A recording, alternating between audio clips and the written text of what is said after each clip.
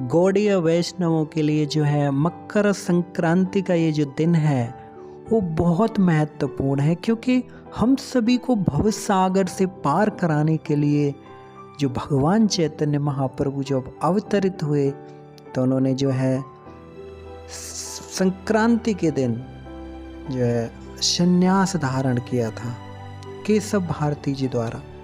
शास्त्रों में बंधु ऐसा वर्णन है कि भगवान श्री कृष्ण जो है बचपन में कितने सुंदर थे, है ना। और अगर राधा रानी का सौंदर्य देखा जाए तो श्री कृष्ण के साथ अगर राधा रानी का सौंदर्य भी अगर जुड़ जाए तो फिर कितने सुंदर भगवान होंगे। तो वही चैतन्य महाप्रभु कौन है? राधा कृष्ण का अवतार, राधा रानी का भाव लेके रूप लेके जो महाप्रभु आए। सुंदर लाला सचिर दुलाला नाचत श्री हरि कीर्तन में। तो चैतन्य महाप्रभु का कितना सुंदर रूप है। जो चैतन्य महाप्रभु बड़े हो गए तो भगवान की भक्ति का प्रचार करने लगे, हरि नाम संकीर्तन करने लगे, कीर्तन करने लगे। चैतन्य महाप्रभु ने जो है गृहस्थ आश्रम में प्रवेश किया। उन्होंने जो है विवाह किया विष्णु प्रिया से, और विष्णु प्रिया का भी जो सौंदर्य इतना कि लक्ष्मी भी जो है उनके सामने फेल।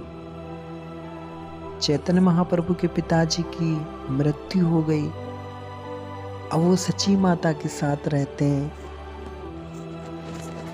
तो चैतन्य महाप्रभु के जीवन में आगे चल के बंधुओं एक घटना घटी कि चैतन्य महाप्रभु कौन है?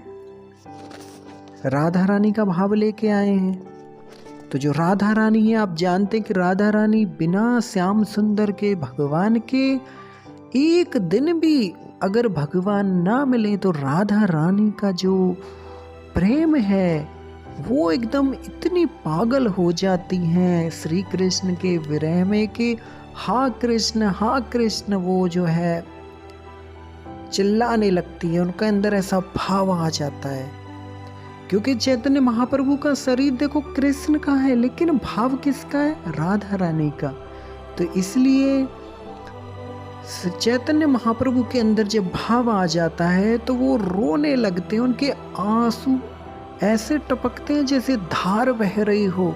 हम लोग जब रोते हैं तो हमारे तो थोड़े बहुत आंसू गिरते हैं, लेकिन चैतन्य महाप्रभु जब रोते हैं विरह में तो उनकी जो आंखों से पिचकारी जैसे निकलती है। तो बंधुओं, चैतन्य महाप्रभु के अंदर जब ऐसा भाव आता था तो दुनिया के लोग जो हैं उनकी जो है अपमान करने लगते थे, अपराध करने लगते थे, निंदा करने लगते थे। दुनिया है ये तो है, संसार देखो भगवान को भी नहीं छोड़ रहा है ना। कितना भगवान के विषय में भी उल्टा सीधा लोग बोलते हैं, पर आप चिंता नहीं करना। अगर हमारी कोई निंदा चुगली करता है बंधुओं संसार में तो इससे घबराने की जरूरत नहीं है, क्योंकि अगर किसी की चिंता निंदा करता है तो समझ लीजिए आप एक अच्छी राह पे हैं। क्योंकि लोगों की ज़्यादा ना सुनो, लोगों ने तो भगवान को भी नहीं छोड़ा है ना, सीता राम जी को भी नहीं छोड़ा। हम लोग राम जी के मंदिर में जाते हैं, उनके यहाँ पे शीश नवाते हैं, लेकिन देखो उसी समाज के लोगों ने ना श्री राम जी को और सीता जी को भी अलग कर दिया था, है ना। तो जब भी आप संसार में कोई अच्छा कार्य करोगे, प्रोग्रेस करोगे, तो दुनिया आपकी निंदा करेगी, आपके जो दुश्मन हैं वो बढ़ जाएंगे, और जब ऐसा होने लगे तो समझो प्रोग्रेस हो रहा है, आप ठीक जा रहे हैं रास्ते पे। तो सभी लोग जो है भगवान का अपमान करने लगे। कृष्णदास कविराज गोस्वामी तो कहते हैं कि चैतन्य महाप्रभु को लोग पत्थर मारने लगे, लोग गालियां देने लगे, थूकने लगे। अब भगवान मन में सोचते हैं कि मैं तो आया हूं यहाँ जीवों का उद्धार करने के लिए है, और ये लोग जो है मेरे बारे में ऐसा सोच रहे हैं, तो यानी कि ये लोग अपराध कर रहे हैं, इन लोगों का जो है पतन हो जाएगा। तो महाप्रभु ने एक निर्णय ले लिया। चैतन्य महाप्रभु ने क्या किया? अपने जो सखा हैं स्वरूप दामोदर और उनके बड़े भाई जो नित्यानंद प्रभु जो बलराम जी के अवतार हैं उनको बुलाया। तो नित्यानंद जी को स्वरूप दामोदर को चैतन्य महाप्रभु कहते हैं कि मैंने एक बहुत बड़ा निर्णय लेने जा रहा हूँ, बस ये बात आप किसी को नहीं बोलना, आप कुछ लोगों को ही कहना, 4-5 लोगों के अलावा आप किसी को नहीं बोलना। तो स्वरूप दामोदर और नित्यानंद प्रभु कहते हैं कि किसको हमने बोलना है, कि आपने सबसे पहले हमारा जननी हमारी माता को बोलना, गदाधर ब्रह्मा नित्यानंद यही संक्रमण उत्तरायण वशे। तो चैतन्य महाप्रभु कहते हैं कि मैं ये जो मकर संक्रांति जो आने वाली है, निश्चय चालेव आमी कोरिते संन्यास, यानी कि ये जो मकर संक्रांति आ रही है मैं इस दिन संन्यास धारण कर लूँगा। जब चैतन्य महाप्रभु ने ऐसा बोला तो स्वरूप दामोदर और नित्यानंद जी तो तुरंत मूर्छित हो गए वहाँ पे।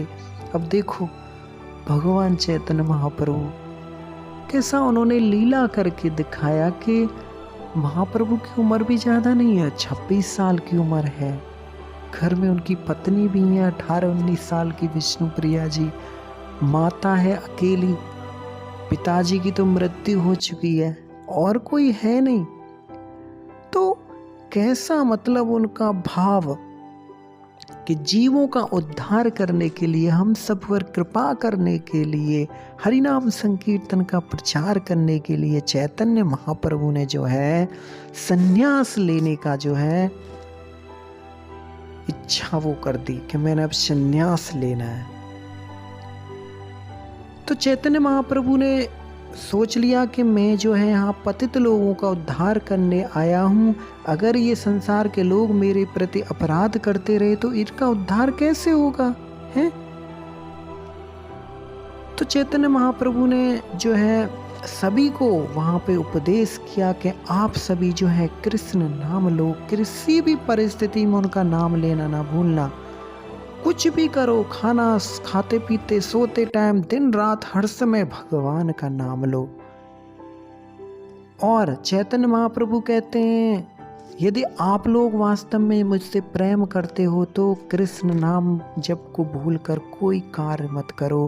कृष्ण ही हमारे पिता हैं, सभी हम उनसे ही आए हैं, हमेशा जो है उन्हें प्रसन्न करने की कोशिश करो।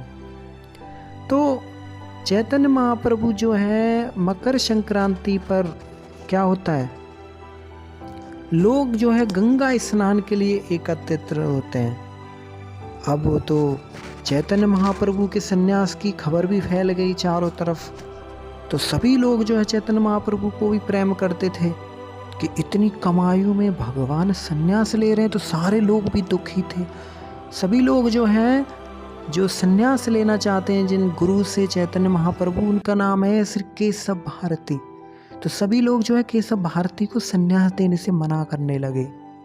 चैतन्य महाप्रभु ने कीर्तन आरंभ कर दिया, पूरा दिन कीर्तन किया, तो सभी लोग जो है शांत तो हुए, लेकिन हजारों लोगों को जो वहाँ थे सभी के आंखों से आंसू आ रहे हैं।